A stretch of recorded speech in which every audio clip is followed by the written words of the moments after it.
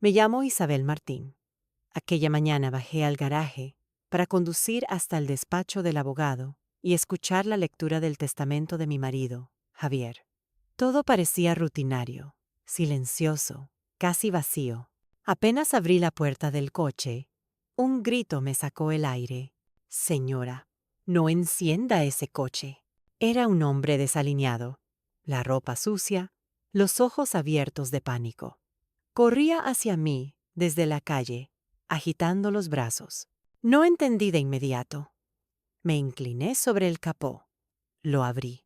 El olor a gasolina me golpeó el rostro. Entre los cables, cortados con precisión, había una pequeña bolsa con líquido inflamable. Si hubiera girado la llave sin escuchar ese grito, no estaría viva. Cerré el capó con un golpe seco.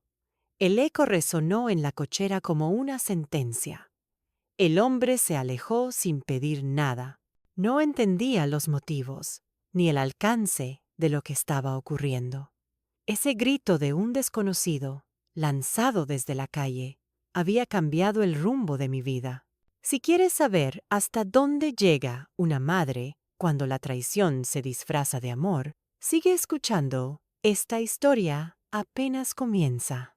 A veces pienso que todo empezó mucho antes de aquel grito. Tal vez el principio estuvo en las cenas tranquilas de los domingos, cuando Javier hablaba de su empresa y yo fingía entender el lenguaje de los negocios. Siempre me decía que el dinero era solo una herramienta, que lo importante era mantener el nombre limpio. La reputación es lo único que no se hereda. Isabel, hay que ganársela. Yo creí en él.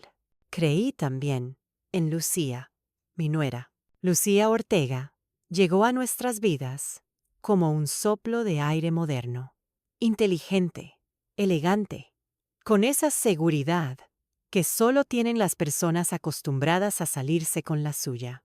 Al principio pensé que sería un buen equilibrio para Carlos, mi hijo, que siempre fue demasiado noble, demasiado confiado. Él se enamoró de su fortaleza, de su capacidad para hablar con cualquiera sin perder la sonrisa.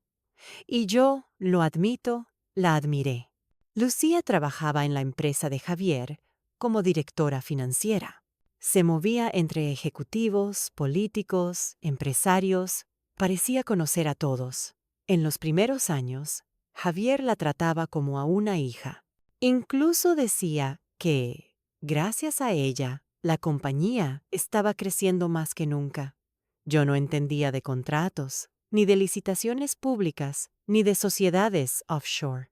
Pero cada vez que veía cómo miraba a Javier mientras firmaba documentos, algo dentro de mí se tensaba. Después supe que la empresa de Javier había empezado a colaborar en proyectos públicos gestionados por el diputado Fernando Llorente, un político de sonrisa fácil y palabras huecas. Javier creía que era una oportunidad legítima. Lucía decía que era una puerta al futuro. También apareció Miguel Cebrián, un empresario con fama de caritativo, pero con más sombras que obras. Entre los tres, levantaron una red de compañías que compartían nombres parecidos, direcciones similares y cuentas en bancos extranjeros. A Javier lo usaron, o quizá prefirió no ver. Lucía fue tejiendo la red con precisión quirúrgica. Sabía cómo moverse, cómo hacer creer que todo era legal, cómo manipular las cifras para que los contratos parecieran honestos. Cuando Javier enfermó del corazón, fue ella quien controló las reuniones, los documentos, las contraseñas. Yo no me metí. Tenía miedo de parecer una mujer vieja, desconfiada, ajena a ese mundo que se movía tan rápido. Carlos, mi hijo, vivía en una burbuja entre la devoción y la ceguera. Lucía lo envolvió con su encanto. Cada vez que yo intentaba advertirle que estaba cambiando, él sonreía. Mamá, es que tú no la entiendes. Lucía solo quiere lo mejor para todos.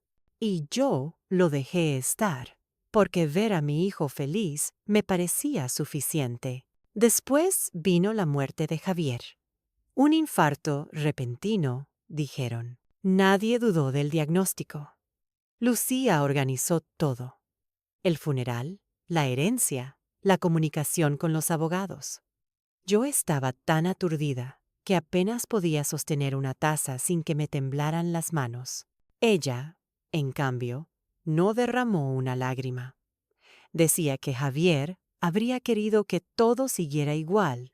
Pasaron meses antes de que me citara el abogado de la familia, Alberto Rivas, para leer el testamento. Fui pensando que escucharía lo habitual: la casa para mí, la empresa para Carlos, los bienes repartidos de forma justa. Me senté frente a Alberto y Lucía en una sala demasiado blanca. Carlos llegó unos minutos tarde, con la mirada perdida, sin saludar apenas. El abogado abrió la carpeta y empezó a leer. Su voz era lenta, medida, casi solemne. A medida que avanzaba, mis dedos se helaban. La mayor parte de las propiedades, las cuentas bancarias y la participación de Javier en la empresa quedaban a nombre de Lucía Ortega. Yo apenas aparecía mencionada, y Carlos solo recibiría una cantidad simbólica. No podía creerlo. Javier nunca habría hecho algo así. Siempre hablábamos de todo, y jamás me habría escondido una decisión tan grande. Debe de haber un error, dije. Lucía levantó la vista, con una sonrisa serena. No, Isabel. Javier firmó esta versión 2 semanas antes de... Bajó un poco la voz de su fallecimiento. Quiso asegurar la continuidad del negocio. Sentí una punzada de vértigo. 2 semanas antes de morir, Javier apenas podía levantarse de la cama. ¿Cómo había ido hasta un notario a cambiar su testamento? ¿Quién lo acompañó? Carlos intentó intervenir, pero Lucía le tomó la mano con suavidad. Una caricia calculada. Tu padre confiaba en mí, cariño. Sabía que tú no querías encargarte de la empresa. Me mordí la lengua. No quise montar un escándalo allí, frente al abogado, pero dentro de mí algo se quebró. No era tristeza, era sospecha, un frío distinto, más profundo. Cuando la reunión terminó, salí a la calle con la cabeza llena de preguntas. Todo sonaba a mentira: la firma, el notario, la supuesta voluntad de Javier. Y entonces recordé el grito de la mañana, aquel hombre que me había salvado. Su nuera, otra vez con los cables. Volví a casa, sin hablar con nadie. Carlos me escribió un mensaje corto. No te preocupes, mamá. Lucía sabrá manejarlo todo. No le respondí. Me encerré en la habitación de Javier. Sobre su escritorio aún quedaban carpetas, documentos que nadie había tocado desde su muerte. Abrí la primera. Hablaba de un proyecto: Puente del Sur. Había números tachados, facturas duplicadas, firmas escaneadas y una nota al margen con su letra: si algo me pasa, busca la cuenta 4519. Mi pulso se aceleró. Recordé la bolsa de gasolina en el coche, la expresión de miedo en los ojos del desconocido, y supe que aquello no podía ser una coincidencia. Fue entonces cuando sonó mi teléfono. Un número oculto. Dudé unos segundos antes de contestar. ¿Señora Martín? La voz era baja, casi un susurro. Mire la cuenta vinculada al proyecto Puente del Sur. Su marido no murió de un infarto. El tono se cortó antes de que pudiera preguntar nada más. Me quedé inmóvil, con el teléfono aún en la mano. Aquel grito en la cochera había abierto una puerta, y aquella llamada la empujó por completo. Por primera vez, entendí que no se trataba solo de un coche manipulado, ni de un testamento extraño. Había algo mucho más grande detrás, algo que llevaba el nombre de mi familia y el silencio de demasiada gente poderosa. Miré la foto de Javier sobre el escritorio. Si querías proteger tu nombre, susurré. Entonces me toca a mí hacerlo ahora. Aquella noche no dormí. El miedo se había ido, pero en su lugar había nacido otra cosa: determinación. No pegué los ojos esa noche. Me quedé en el escritorio de Javier, revisando una y otra vez los papeles del proyecto Puente del Sur. Las cifras no cuadraban. Había facturas repetidas, transferencias a empresas desconocidas y sellos bancarios que no correspondían al despacho de siempre. Cuanto más leía, más clara se volvía la sensación de que alguien había utilizado su nombre después de su muerte. Al amanecer preparé café y llamé a Carlos. Necesitaba verlo, escucharle, mirarlo a los ojos. Hijo, hay algo que no entiendo del testamento, le dije cuando llegó. No puede ser real. Javier nunca habría dejado todo en manos de Lucía. Carlos suspiró. Mamá, te lo ruego, no empieces con teorías. Papá confiaba en ella, y tú deberías hacer lo mismo. Intenté contener la rabia. Lo veía hablar con esa voz cansada, con la mirada perdida entre la culpa y la obediencia. Carlos, hay documentos falsos. Encontré notas de tu padre. Números que no coinciden. Él se levantó bruscamente. Ya basta, mamá. No quiero que conviertas esto en una guerra.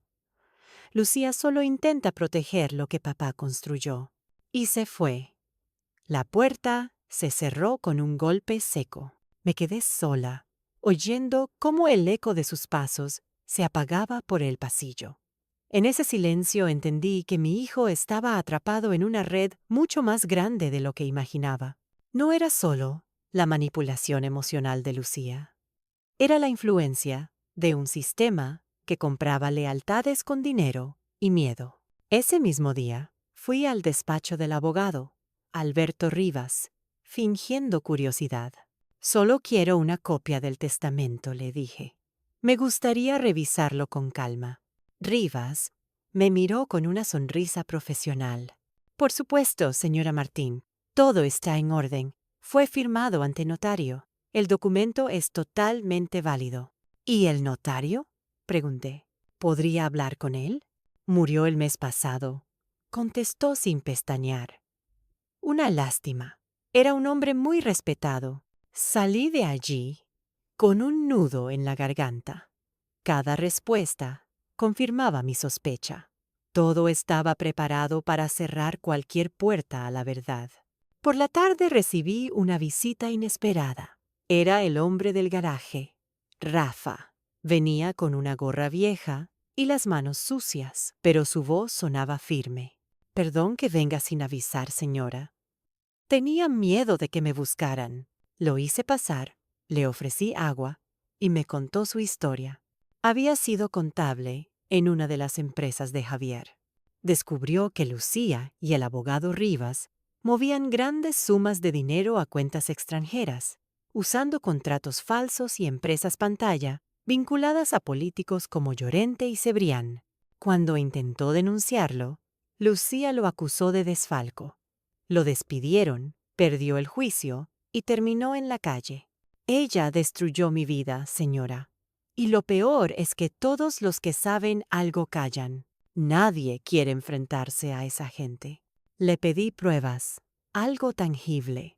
Sacó de su chaqueta un sobre arrugado con copias de transferencias y correos impresos. Guárdelos.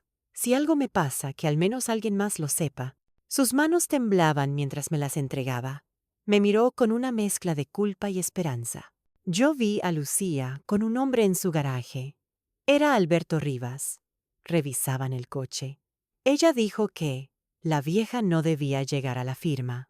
El suelo pareció moverse bajo mis pies. La idea de que mi nuera quisiera matarme ya no era paranoia. Era una amenaza real. Esa noche, mientras leía los papeles de Rafa, comprendí el alcance del peligro. No se trataba de una herencia. Se trataba de una red de poder y corrupción que usaba el nombre de Javier como fachada. Y yo era el último obstáculo. Al día siguiente, recibí una invitación de Lucía para almorzar en familia. Dudé, pero acepté. Quería verla de cerca, saber qué tanto sospechaba. Nos encontramos en un restaurante elegante del centro. Llegó puntual, impecable, con esa calma que tanto me irritaba. Isabel dijo, sonriendo. Necesitamos hablar con serenidad. Has pasado meses difíciles. Carlos y yo estamos preocupados. ¿Preocupados por qué? Respondí. ¿Por mi salud? ¿O por lo que podría descubrir? Su sonrisa no se movió ni un milímetro. Te estás dejando influir por gente que quiere hacer daño. Ya no estás en edad de cargar con esas cosas. ¿Y tú sí? Pregunté. Su mirada se endureció. Yo solo hago lo que Javier habría querido, mantener intacto su legado. La conversación se interrumpió cuando apareció Carlos. Se sentó entre nosotras, intentando hacer de mediador, sin entender que su neutralidad era, en realidad, una forma de complicidad. Yo observaba a Lucía mientras hablaba de la empresa, de los proyectos, de la imagen pública. Cada palabra sonaba ensayada. Detrás de esa voz había cálculo, poder y miedo a perderlo todo. Cuando salimos, me tomó del brazo. Deja de buscar, Isabel. No sabes con quién te estás metiendo. Su tono fue casi un susurro, pero sus ojos ya no fingían. ¿Me estás amenazando? Pregunté. Te estoy protegiendo, contestó. A veces, el silencio es la única forma de sobrevivir. Me quedé mirándola mientras se alejaba con Carlos. Su figura, tan segura, se perdía entre los coches. Sentí el corazón arder. Por primera vez en mi vida, el miedo se convirtió en ira. Esa misma noche llamé a Rafa. Necesito saber más, le dije. Y necesito ayuda para que esto no desaparezca. Colgué el teléfono y abrí las cortinas. Madrid brillaba a lo lejos, indiferente, con sus luces parpadeando sobre los edificios. Pensé en Javier, en su voz diciendo que el nombre era lo único que no se hereda. Yo estaba dispuesta a demostrarlo, aunque me costara todo. Rafa cumplió su palabra. Me citó en un bar pequeño cerca de Atocha, un lugar donde nadie nos conocía. Llegó con una carpeta vieja envuelta en plástico. Antes de abrirla, me miró con seriedad. Tiene que prometerme algo, señora Martín. Si sigue por este camino, no habrá vuelta atrás. Esta gente no perdona. Ya no tengo nada que perder, le respondí. Solo quiero la verdad. Abrió la carpeta y empezó a mostrarme los documentos. Había facturas, emitidas a nombre de Muñoz Construcciones, pero los pagos terminaban en cuentas de una sociedad llamada Término Global S.L., propiedad de un tal Miguel Cebrián. En los correos electrónicos adjuntos, Lucía aprobaba cada transferencia. En uno de ellos, incluso se mencionaba al diputado Llorente, quien, supuestamente, aseguraba la adjudicación del proyecto a cambio de una comisión. Esto es corrupción pura, dije casi en un susurro. Y usaron el nombre de Javier. Rafa asintió. Él no lo sabía. Al principio, los contratos parecían legítimos, pero cuando se dio cuenta de las irregularidades, ya era tarde. Lucía y Rivas lo tenían todo firmado. El estómago se me cerró. Pensé en los últimos meses de Javier, en cómo se apagaba poco a poco. Había días en que lo encontraba sentado frente al ordenador, mirando la pantalla sin escribir nada. Una noche, recuerdo, me dijo: Isabel, a veces me pregunto si he construido algo real o solo un castillo de humo. No entendí entonces el peso de esa frase. Rafa continuó. Cuando él empezó a hacer preguntas, Lucía cambió las contraseñas y lo aisló de la empresa. Rivas decía que era por su salud, que necesitaba descansar. ¿Y tú? ¿Por qué no hablaste? Hablé, pero nadie quiso escuchar. El mismo día que llevé los documentos al consejo, me acusaron de robo. Lucía fabricó pruebas y Rivas se encargó del resto. En 2 semanas perdí mi trabajo, mis ahorros y mi casa. Guardó silencio un momento, bajando la cabeza. Mi mujer me dejó. Mis hijos no quisieron saber nada de mí. Y ahora vivo en la calle. Apreté sus manos. ¿No estás solo, Rafa? Ahora no. Salí de aquel bar con una mezcla de compasión y furia. Tenía en mis manos la prueba de que Javier había sido traicionado y utilizado. Lucía no solo había manipulado su empresa, sino también su memoria. De regreso a casa, abrí el viejo ordenador de Javier. Busqué entre sus carpetas ocultas los archivos que él nunca me dejaba tocar. Encontré un documento cifrado, protegido por una contraseña. Probé con las fechas importantes: nuestra boda, el nacimiento de Carlos, el aniversario de la empresa. Nada funcionaba. Y entonces recordé algo. Puente del Sur. Escribí las iniciales PDS seguidas de la fecha de nuestra boda. El archivo se abrió. Era un informe, un resumen de movimientos bancarios, sociedades extranjeras y transferencias. Al final, una línea escrita por él.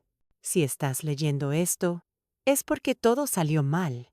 No confíes en Lucía ni en Alberto. Están utilizando mi nombre para lavar dinero de Cebrián y Llorente. Si me pasa algo, ve a la prensa. Leí esas palabras una y otra vez, hasta que se me nubló la vista. Lloré en silencio, con la garganta cerrada, entre la culpa y la rabia.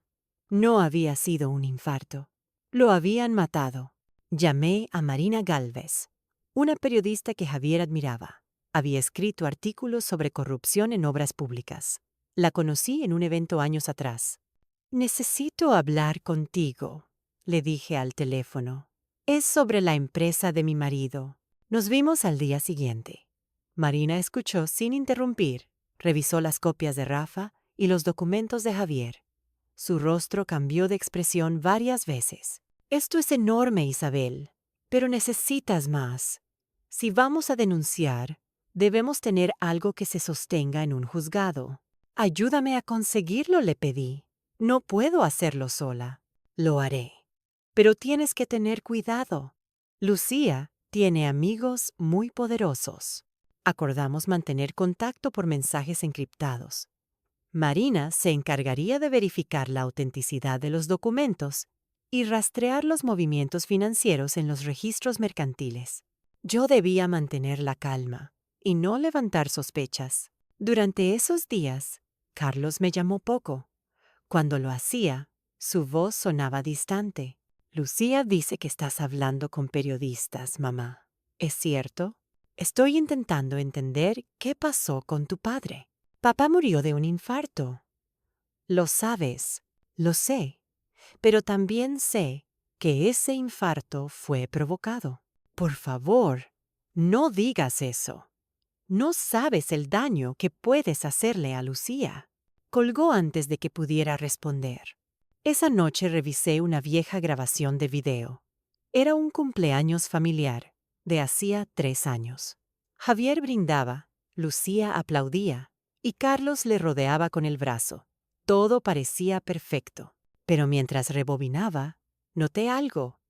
En un plano del salón, sobre la mesa, se veía un sobre abierto con el logo de la empresa, término Global SL. Un nombre que en ese entonces no significaba nada, pero que ahora lo explicaba todo. La vida te deja señales, pensé. Solo hay que aprender a verlas. Pasaron 2 semanas. Marina confirmó que varios contratos de Puente del Sur habían sido investigados por irregularidades, pero los casos se habían archivado gracias a influencias políticas. Los mismos nombres aparecían en los documentos de Javier. «Esto no es solo una estafa», me dijo Marina. «Es una red completa. Si los tocamos, van a responder. Entonces toquémoslos», respondí. Empezamos a preparar una denuncia formal. Ella contactó a un abogado penalista de confianza, que me explicó el proceso. Presentaríamos una querella ante el juzgado de instrucción por blanqueo de capitales, falsificación documental y homicidio. No sería fácil, pero al menos abriría una investigación. Esa misma noche, mientras imprimía las copias para la denuncia, escuché pasos en el pasillo. Salí del despacho. Nadie, solo el viento, moviendo una ventana entreabierta. Me acerqué y la cerré. En el suelo, justo bajo la cortina, encontré una nota doblada, escrita a máquina. Deje de escarbar. No sabrá cuándo, pero será su turno. El papel olía a perfume caro, el mismo que usaba Lucía. Me temblaron las manos, pero no rompí la nota. La guardé en el cajón del escritorio. Era la prueba más clara de que estaba cerca. Me miré al espejo. Los ojos que me devolvían la mirada ya no eran los mismos. Javier había vivido con miedo a manchar su nombre. Yo viviría para limpiarlo. Marina fue clara. Si queríamos que la justicia nos escuchara, necesitábamos pruebas verificables, no solo sospechas y documentos filtrados. Me propuso reunirnos con un antiguo colega suyo, Julián Cuesta, un ex inspector de Hacienda que ahora trabajaba de manera independiente. Acepté sin pensarlo. Nos encontramos en una cafetería discreta cerca del Congreso. Julián llegó con una carpeta bajo el brazo, formal, educado, pero con la mirada de quien ha visto demasiada corrupción para sorprenderse. Señora Martín, Marina me ha contado lo esencial, dijo. Su caso no es un simple fraude. Es un esquema de blanqueo de capitales que involucra contratos públicos. Necesitaremos rastrear las cuentas y comprobar si los fondos pasaron por sociedades pantalla en el extranjero. Haga lo que sea necesario, le respondí. Solo quiero la verdad. Durante las semanas siguientes, formamos un pequeño equipo silencioso. Marina verificaba los movimientos financieros y Julián buscaba los rastros fiscales. Yo me ocupaba de revisar cada documento de Javier, cada carpeta escondida en casa. Rafa, desde su rincón en la calle, nos pasaba información sobre antiguos empleados dispuestos a hablar. Una tarde, Julián me llamó excitado. Encontramos algo, dijo. Una transferencia de casi 3 millones de euros, desde una empresa pública gestionada por el diputado Llorente, hacia una cuenta en Andorra, registrada a nombre de Muñoz Construcciones. Pero la firma digital pertenece a Lucía Ortega. El corazón me dio un vuelco. ¿Y eso es suficiente para denunciar? ¿Para abrir diligencias? Sí, pero hay que presentarlo con cuidado. Si lo hacemos mal, podrían destruir la evidencia antes de que el juez actúe. Acordamos preparar la denuncia con un abogado penalista de confianza. Marina insistió en que el caso debía entrar en manos del Juzgado de Instrucción número 12 de Madrid, especializado en delitos económicos. Allí, las filtraciones eran menos frecuentes. Mientras tanto, mi vida cotidiana se convirtió en un acto de vigilancia constante. Empecé a notar coches estacionados más tiempo de lo normal frente a mi casa, llamadas sin respuesta, sombras en las esquinas. Una noche, alguien movió los papeles de mi escritorio. No se llevaron nada, solo querían que supiera que podían entrar. Carlos vino a visitarme por sorpresa. Llevaba días sin aparecer. Me abrazó sin decir palabra, y durante unos segundos volví a sentir al niño que había criado, no al hombre que Lucía había moldeado. Mamá, Lucía dice que estás obsesionada, que la estás poniendo en peligro. Carlos, ella no es quien crees. Está metida en algo mucho más grande. Lo sé, o al menos, empiezo a pensarlo. Su voz bajó hasta un susurro. He visto cosas, documentos en casa, contratos que no tienen sentido. Cuando pregunto, se enfada. Lo miré a los ojos. Había miedo, pero también confusión. ¿Tienes pruebas? No. Todo está en su ordenador, con claves. Pero si intento mirarlo, dice que no confío en ella. Entonces, no lo hagas todavía, le pedí. Espera. Pero escucha. Si algo me pasa, busca a Marina Gálvez. Carlos asintió sin entender del todo. Me abrazó otra vez y se fue.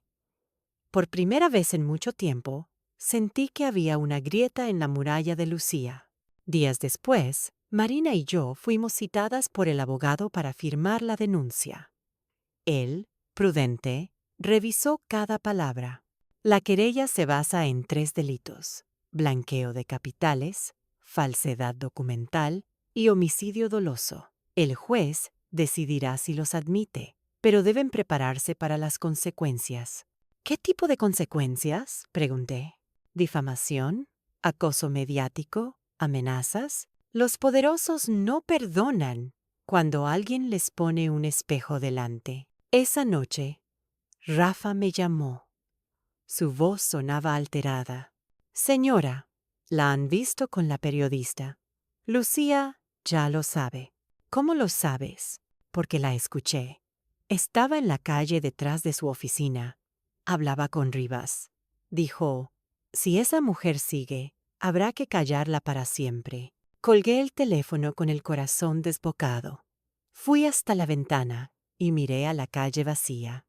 Por primera vez, desde que empezó todo, sentí miedo real, físico, pero junto al miedo había una certeza. Ya no podía detenerme. El día que presentamos la denuncia, el juzgado estaba lleno de periodistas por otro caso. Entramos sin llamar la atención. El juez de guardia, un hombre joven pero firme, aceptó la documentación y ordenó abrir diligencias previas. Nos advirtió que la investigación sería lenta, pero que el material era suficiente para empezar. Al salir del edificio, Marina me sonrió. Ya está hecho, Isabel. Ahora, la justicia tiene nombre y número de expediente. ¿Y si lo frenan desde arriba? Entonces haremos ruido. Pero el primer paso está dado. Aquella tarde regresé a casa caminando. Cada paso me parecía una victoria diminuta, pero la calma duró poco.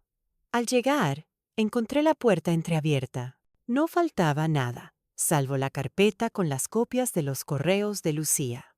Me quedé inmóvil, intentando mantener la respiración. Llamé a Marina. Han entrado en casa, le dije. Se llevaron los correos. Tranquila. Las copias que yo tengo están seguras. Esto solo confirma que saben que los tenemos. Esa noche, Carlos apareció sin avisar. Tenía el rostro pálido. «¿Mamá?», discutí con Lucía. Me preguntó si te estaba ayudando. Cuando le dije que no sabía de qué hablaba, me miró con odio. Dijo que todo se acabaría pronto. Lo abracé. «Hijo, pase lo que pase, no te enfrentes a ella directamente». No todavía. Me quedé despierta hasta el amanecer, repasando mentalmente cada movimiento, cada palabra. Sabía que Lucía se sentía acorralada, y una mujer como ella no dejaba cabos sueltos. 2 días después, Rafa desapareció. Nadie lo vio más en su esquina habitual. Fui a buscarlo a los refugios. Pregunté en hospitales. Sin resultado. Marina intentó calmarme. Quizás se escondió por miedo. Es peligroso para él ahora. Pero yo sabía que no era miedo. Era advertencia. Aún así, no me rendí. Reuní los documentos que me quedaban y los guardé en una caja de seguridad del banco. Sobre la mesa dejé solo una copia impresa del testamento y una nota para Lucía. Los muertos hablan cuando los vivos callan. Esa noche dormí por primera vez en semanas. No por paz, sino por decisión. Había cruzado una línea invisible. Ya no era solo una viuda buscando justicia. Era una madre dispuesta a enfrentarse a todo un sistema para limpiar el nombre de su esposo y salvar a su hijo del abismo. Las semanas siguientes fueron un torbellino. Lo que empezó como una investigación silenciosa comenzó a filtrarse en los medios. aunque de manera distorsionada. De pronto, en los noticieros aparecieron titulares. La viuda de Muñoz acusa a su nuera de fraude y homicidio sin pruebas. El tono era irónico, casi burlesco. En las redes me llamaban la loca del testamento. Marina me explicó que era una maniobra de control. Lucía y su abogado, Alberto Rivas, habían activado a su red de contactos políticos y mediáticos. Los mismos periódicos que antes elogiaban a Javier por su visión empresarial, ahora me retrataban como una anciana resentida que no aceptaba la muerte de su marido. Un día, saliendo del supermercado, una mujer me gritó: «Vieja envidiosa, deja a tu nuera en paz». No respondí. Seguí caminando. Pero esa tarde, al llegar a casa, me derrumbé, no por el insulto, sino por la sensación de soledad. Todo el mundo parecía creer la versión de Lucía. Carlos me llamó esa noche. «Mamá, esto se está yendo de las manos. Lucía está destrozada. Dice que la estás difamando». «¿De verdad lo crees?», pregunté con calma. «Yo no lo sé. Te juro que no lo sé. Todo esto me está superando». Su voz temblaba. No era enfado, era miedo. Supe que estaba dividido, que amaba a Lucía, pero dentro de él todavía quedaba una parte que confiaba en mí. «Solo te pido una cosa», le dije. «No tomes partido todavía. Observa. Escucha. La verdad se mostrará sola». Él guardó silencio unos segundos y colgó. A la mañana siguiente, la abogada de Lucía presentó una querella en mi contra por calumnias y difamación. Era un movimiento predecible, diseñado para intimidarme. Mi propio abogado me tranquilizó. «No tiene recorrido, Isabel, pero busque apoyo. No enfrente esto sola». Marina insistió en que la única manera de romper el cerco era exponer la historia públicamente con pruebas verificadas. «Si ellos usan los medios para callarte», dijo, «usaremos los medios para hacerte oír». Preparamos una entrevista controlada, con un periodista independiente. Hablamos durante horas en mi casa. Yo conté mi historia con calma. La muerte de Javier, el testamento, los documentos falsos, las transferencias, la amenaza escrita que había recibido. No atacamos directamente a Lucía. Solo expusimos los hechos y mencionamos que la justicia ya estaba investigando. La entrevista salió publicada un domingo. En cuestión de horas, las redes se dividieron. Algunos me llamaban valiente, otros delirante, pero el efecto fue inmediato. El juzgado de instrucción número 12 recibió presiones para acelerar la revisión del caso. El juez citó a declarar a varios testigos, entre ellos antiguos empleados de la empresa y al propio Rafa, que, milagrosamente, había reaparecido. Cuando lo vi entrar en la sala, su aspecto era aún más deteriorado, pero su voz firme. «Lo vi todo», declaró. «Falsificaron las firmas de Javier. Me usaron para mover el dinero. Y cuando intenté hablar, me destruyeron». El testimonio fue demoledor. Lucía reaccionó con furia. Esa misma tarde, apareció en televisión, vestida de luto, acompañada por su abogado y por el diputado Llorente. Su discurso fue calculado. «Comprendemos el dolor de doña Isabel, pero sus acusaciones carecen de fundamento. Mi esposo falleció de causas naturales. Estas mentiras solo buscan manchar el nombre de una familia honesta». Su actuación fue tan perfecta que muchos la creyeron. Al día siguiente, algunos periódicos titularon: «Lucía Ortega, víctima de la obsesión de su suegra». Marina y yo analizamos la entrevista con rabia contenida. «No está improvisando», dijo. «Esto es una estrategia mediática. Están preparando el terreno para desacreditarte en el juicio». Esa noche, mientras cenaba sola, el teléfono sonó. Era una voz masculina, desconocida. «Deje el caso, señora Martín. No hay nada que ganar. Solo perderá a su hijo. Colgó. No sentí miedo, sentí asco. Al día siguiente, fui a declarar al juzgado. Llevé conmigo el informe de Javier, las transferencias que había encontrado y el correo en el que Lucía mencionaba mantener todo limpio. Cuando terminé mi testimonio, el juez me miró con seriedad. Señora Martín, su testimonio es coherente y las pruebas son relevantes. Se abrirá una investigación formal contra la señora Ortega y el señor Rivas. Fue la primera vez que la palabra justicia sonó posible, pero la respuesta de Lucía no se hizo esperar. En menos de 48 horas, una campaña de difamación inundó los medios. Publicaron supuestos diagnósticos psiquiátricos falsos, diciendo que yo sufría trastorno paranoide. En redes circulaban fotos manipuladas de mí con frases inventadas. Carlos me llamó, desesperado. «Mamá, esto es una locura. No sé qué creer. He visto todo en Internet». «Hijo, ¿desde cuándo la verdad se busca en Internet?», le respondí con calma. «Si de verdad dudas, ven y mira los documentos con tus propios ojos». 3 días después, apareció en mi casa. Venía solo. Miró las carpetas, las firmas, los correos. Lo vi palidecer. «No puede ser», susurró. «Este correo es de Lucía. Lo reconozco. Ahora, entiendes, dije suavemente, por qué me negué a callar». Se sentó, se cubrió el rostro con las manos.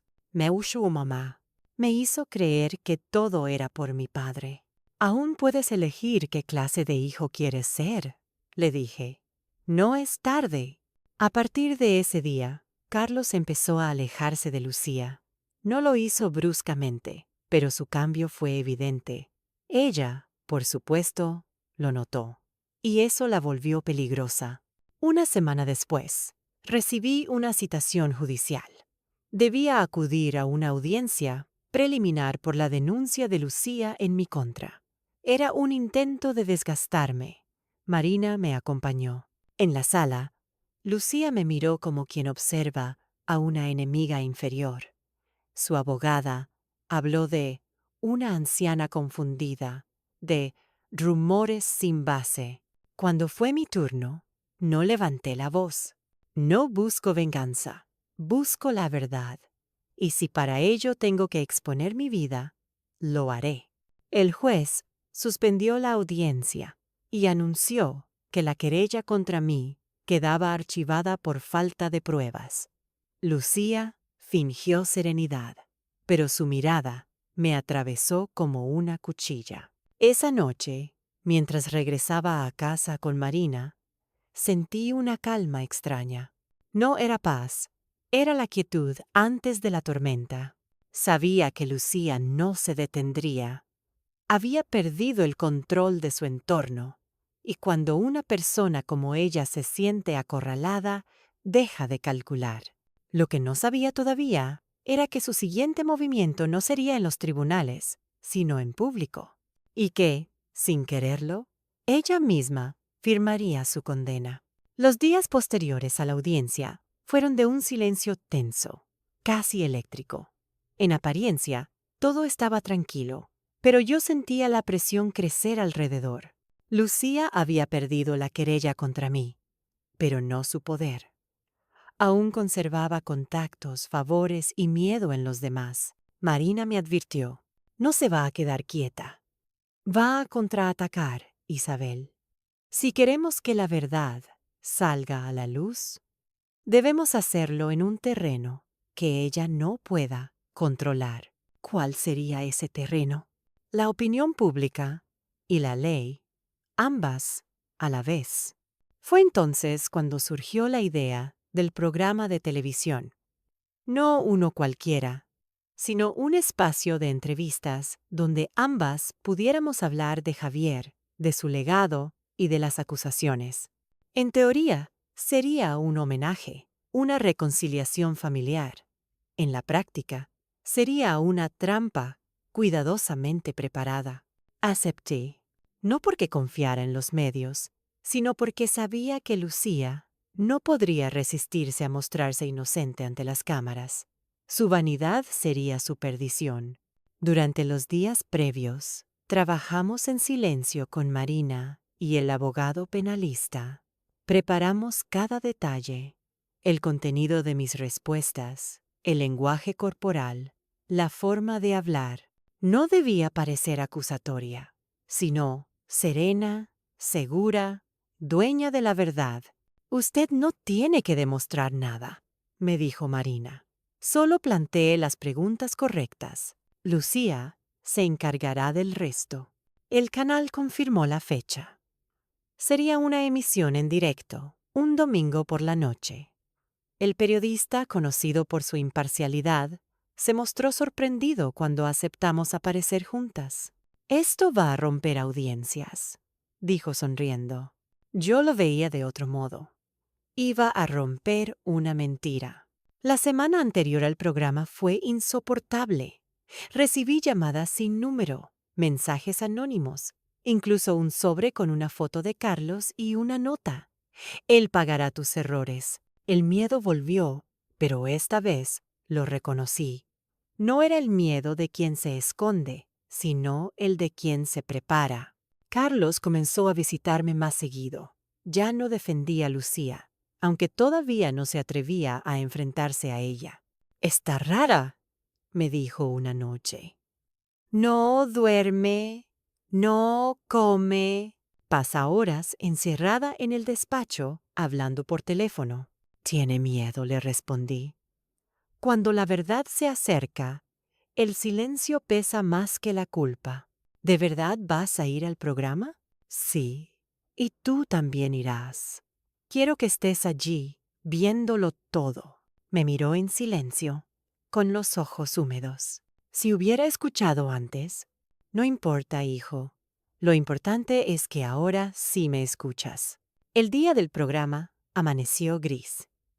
Marina vino temprano a casa. Llevábamos días recopilando los últimos documentos, copias certificadas de las transferencias, grabaciones de llamadas entre Rivas y Cebrián que confirmaban los pagos ilegales. Todo fue depositado oficialmente en el juzgado esa misma mañana. La emisión sería, en cierto modo, la confirmación pública de lo que la justicia ya tenía en sus manos. Recuerde, me insistió Marina, no la ataque. Hable desde el dolor, no desde el odio. El público cree en quien sufre, no en quien grita. Cuando llegamos al plató, las luces y los micrófonos me resultaron extrañamente familiares. Pensé en las veces que acompañé a Javier a eventos, cómo él disfrutaba de las cámaras y cómo yo prefería el silencio. Esta vez era distinto.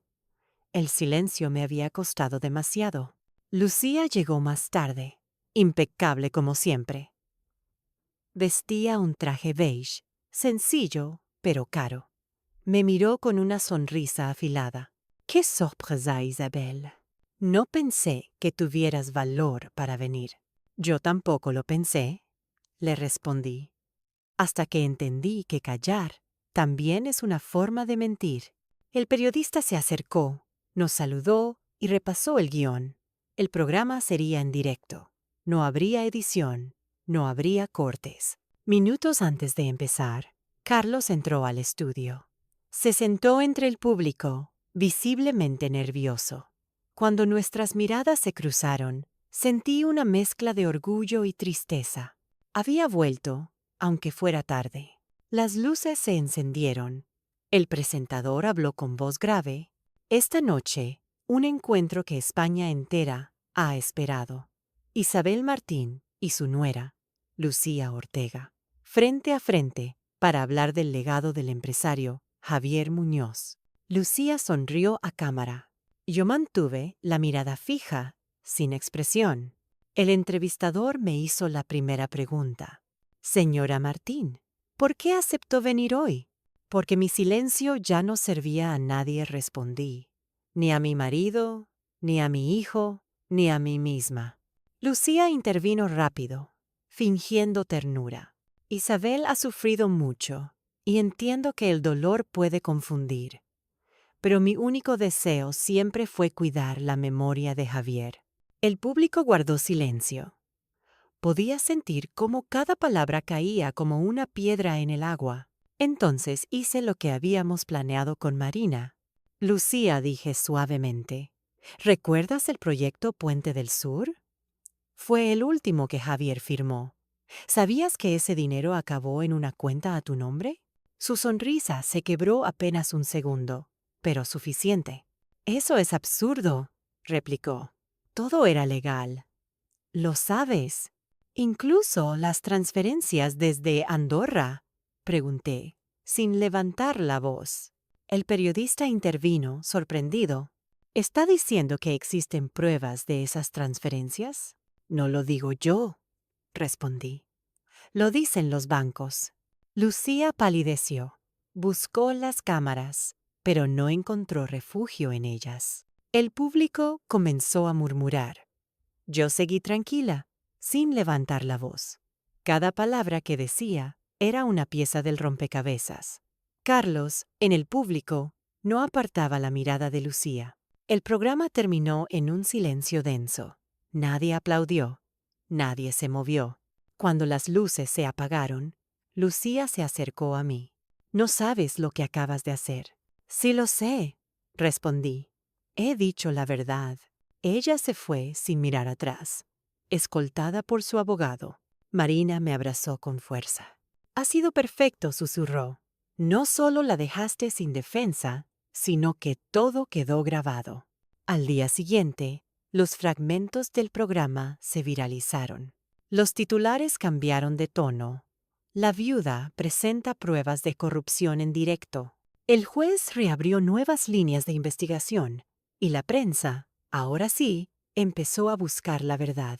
Sin embargo, esa noche, mientras Carlos dormía en el sofá de casa, yo no sentí alivio, solo una extraña calma. Sabía que lo peor estaba por venir. Había ganado visibilidad. Pero en guerras como la mía, la luz también quema. El eco del programa todavía resonaba en todos los canales de televisión. Durante días, los titulares se sucedían con la misma palabra: corrupción. Lo que comenzó como una historia familiar se había convertido en un caso nacional. La Fiscalía Anticorrupción abrió una investigación urgente. Las cuentas, los contratos, los correos, todo empezaba a encajar. Pero yo sabía que Lucía no se rendiría tan fácilmente. Esa mujer no conocía la derrota, solo los acuerdos. Y cuando el poder se siente acorralado, siempre intenta comprar silencio. La llamé 3 días después de la emisión. «Necesitamos hablar», le dije. «No hay nada que hablar, Isabel. Lo arruinaste todo. Aún tienes una oportunidad. No la desaproveches». Quedamos de encontrarnos en el despacho de Javier, el mismo lugar donde todo había empezado. El encuentro debía ser privado, pero yo ya había hablado con Marina y con Julián Cuesta. Habíamos preparado una última jugada, una conversación grabada legalmente, con autorización judicial. Quería mirarla a los ojos. Quería oírla decir la verdad. La tarde cayó gris, como si Madrid se hubiera detenido a observar. El despacho olía a madera vieja y a papeles húmedos. Sobre el escritorio estaban los mismos libros que Javier dejó el último día, alineados con una precisión casi simbólica. Lucía llegó puntual. Entró sin saludar, sin mirarme siquiera. Llevaba el mismo perfume de siempre, ese aroma que ahora me provocaba náusea. «¿Qué quieres?», preguntó con una voz seca. «La verdad», le respondí. «La verdad no sirve de nada cuando todos creen en la mentira». Me quedé callada. Ella se acercó al escritorio y colocó una carpeta sobre la mesa. «Estos son los contratos originales. Si los entregas al juez, tú y tu hijo terminaréis arruinados. Si los destruyes, todo volverá a estar en calma». No toqué la carpeta. La miré fijamente. «Javier, Murió por tus decisiones. Javier era débil, dijo con frialdad. Tenía miedo de enfrentarse a lo que había creado. Yo solo aseguré que el negocio no se hundiera. Incluso si eso significaba matarlo, no lo maté. Solo dejé que el destino siguiera su curso. Esa frase, tan cínica, fue el golpe final. Respiré hondo. ¿Y el coche?, pregunté. ¿También fue el destino quien cortó los cables? Lucía sonrió. Una sonrisa tan breve como venenosa. No todo lo que pasa es culpa mía, Isabel. Pero a veces, los accidentes son necesarios. Guardé silencio. En el pequeño dispositivo que llevaba escondido, su confesión quedaba registrada con cada palabra. «¿Qué te hizo pensar que podrías destruirme?», dijo mientras se acercaba. «Tengo amigos, contactos, abogados. Tú solo eres una vieja que llora a su marido. Una vieja que aprendió a dejar de callar». Lucía se inclinó hacia mí, sus ojos llenos de desprecio. «No te das cuenta, ¿verdad? Javier también estaba dentro. Se benefició de todo. Solo se arrepintió cuando ya no había salida». Me quedé muda. Esa posibilidad nunca la había considerado. Que Javier, aunque fuera por miedo o debilidad, hubiera firmado algo que después lamentó. Pero antes de que pudiera responder, se escuchó un golpe en la puerta. Era Carlos. Había llegado antes de lo previsto, avisado por Marina. Entró con el rostro pálido. «¡Mamá!», susurró. Me llamó el abogado. «Dicen que Lucía está siendo investigada». Lucía lo miró, sonriendo con una dulzura falsa. «Carlos, amor, no escuches a tu madre. Todo esto es un error. Yo hice lo que tenía que hacer por nosotros». Él se acercó lentamente. «¿Por nosotros? ¿También cuando intentaste matar a mi madre?» El silencio se volvió insoportable. Lucía se tensó. «No sabes lo que dices». «Lo sé todo», respondió él. «Vi tus correos, tus mensajes con Rivas. Sé que lo planeaste». Ella trató de mantener la calma, pero su máscara se resquebrajaba. «Eres tan débil como tu padre. Por eso necesitaba ser yo quien controlara todo». Carlos se apartó un paso, como si esas palabras le hubieran cortado el aire. Yo observaba sin decir nada. No necesitaba intervenir. La verdad ya había empezado a devorarla. En ese momento, se escuchó una sirena a lo lejos. Lucía giró la cabeza hacia la ventana. «¿Qué hiciste, Isabel?», dijo en un susurro que se convirtió en grito. «¿Qué hiciste?». «Llamar a la justicia», le respondí con calma. «Y no con palabras, sino con pruebas». La puerta se abrió. 2 agentes de la Guardia Civil entraron, junto a Marina y el inspector Cuesta. «Lucía Ortega queda detenida por fraude fiscal, blanqueo de capitales y tentativa de homicidio», dijo uno de los agentes. Ella retrocedió, sin comprender. «No pueden probar nada». Marina sostuvo el pequeño grabador en su mano. «Sí podemos. Todo lo que dijiste acaba de quedar registrado». Lucía intentó correr hacia la salida, pero los agentes la sujetaron. Carlos se llevó las manos al rostro. Yo me mantuve de pie, inmóvil, viendo cómo el edificio del poder se derrumbaba frente a mí. Antes de que se la llevaran, me miró con una mezcla de odio y miedo. «Tú también caes conmigo», dijo con voz rota. «Nadie gana en este juego». «No vine a ganar», le respondí. «Vine a terminar con la mentira». El juicio tardó meses en celebrarse. Las pruebas eran abrumadoras. Las transferencias, los correos, las grabaciones, los testimonios de antiguos empleados, incluso el diputado Llorente y el empresario Cebrián fueron imputados. El país entero hablaba del caso Muñoz. Yo asistí a todas las audiencias. Cada vez que Lucía entraba esposada, elegante aún en su ruina, Sentía una punzada de tristeza, no por ella, sino por lo que destruyó.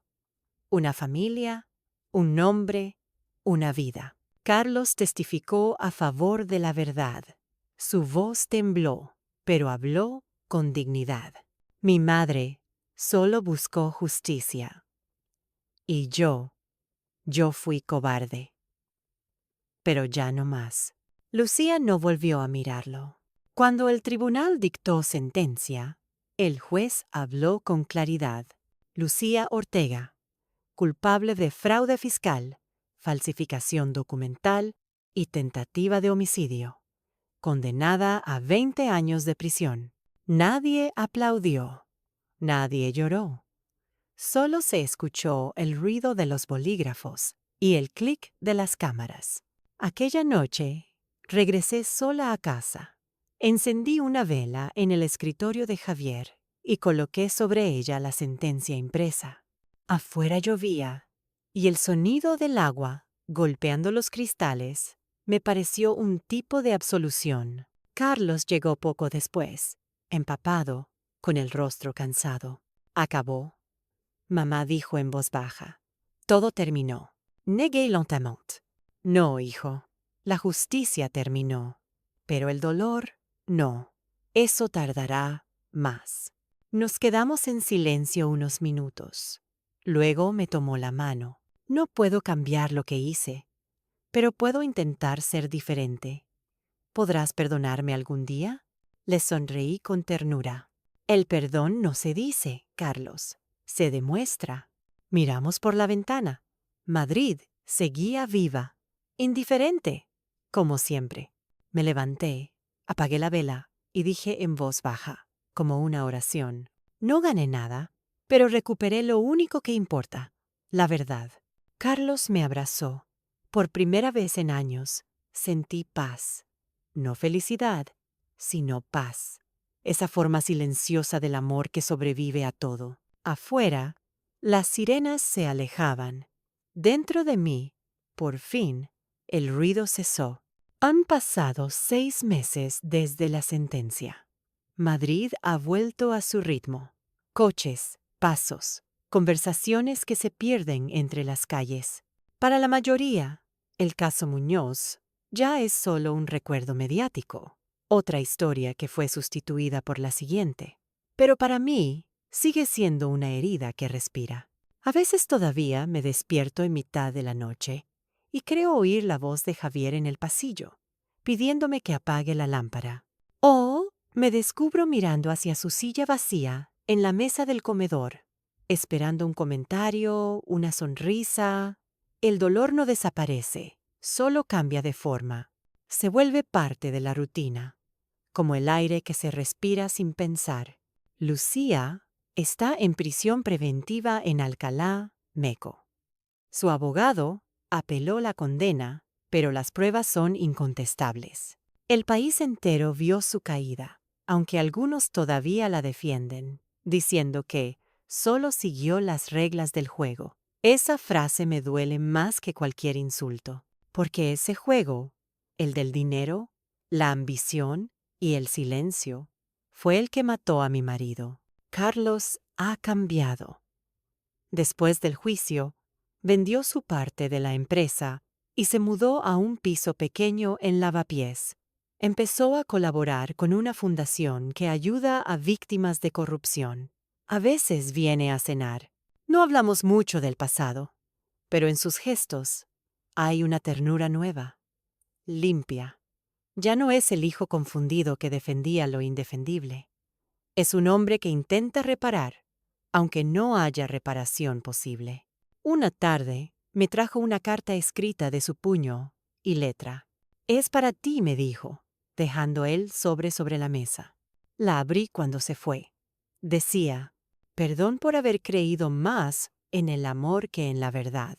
Prometo no volver a cerrar los ojos cuando el silencio me resulte más cómodo que la justicia». Lloré, pero fue un llanto distinto, no de dolor, sino de alivio. Por primera vez en mucho tiempo, sentí que algo en nuestra historia había sanado. El periodista que cubrió el juicio me llamó hace unos días. quiere escribir un libro sobre el caso desde la mirada de una madre.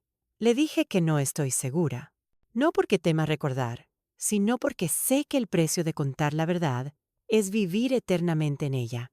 Sin embargo, acepté reunirme con él. No para repetir los hechos, sino para dejar constancia de algo más profundo, que el mal no siempre vence, aunque parezca invencible, que a veces la justicia llega tarde, pero llega, y que el silencio, cuando se rompe, puede salvar más vidas de las que imaginamos. Hoy, el despacho de Javier se ha convertido en mi refugio. Ya no huele a miedo, sino a memoria. Conservo su foto sobre la mesa, junto a una vela encendida. A su lado, el informe original del proyecto Puente del Sur, ya sellado como prueba judicial. No lo he querido guardar ni destruir. Lo dejo ahí, como recordatorio de lo que fuimos capaces de soportar y de lo que logramos resistir. Fuera, cae la tarde. El cielo de Madrid tiene ese tono dorado que solo aparece en los días tranquilos, como si la ciudad también necesitara un respiro. Tomo una taza de café, abro la ventana y dejo que entre el aire frío escucho los ruidos del vecindario, los pasos, los murmullos de vida, y me permito sonreír. He comprendido que no gané ninguna batalla. No derroté a nadie. Simplemente dejé de permitir que siguieran pisando la memoria de los míos. Eso, para mí, ya es una victoria. Antes de cerrar la ventana, miro al horizonte. El sol se esconde detrás de los edificios y, por un instante, me parece ver la silueta de Javier junto a la de Carlos, caminando hacia la luz. Sonrío. No sé si es verdad o solo un pensamiento, pero no importa. El silencio que me acompaña ahora es distinto. Ya no duele. Es el silencio de la paz. El que llega cuando uno ha dicho todo lo que debía decir. Susurro, más para mí que para el mundo. La dignidad de una madre no se mide por lo que pierde, sino por lo que se niega a callar. Apago la vela, cierro la ventana y dejo que la noche entre despacio. Por primera vez en mucho tiempo, Madrid parece respirar conmigo. Y yo, por fin, vuelvo a sentirme viva. Si esta historia tocó algo en tu corazón, comparte su voz, porque el silencio también mata. Pero cuando una madre decide hablar, nada puede detener la verdad.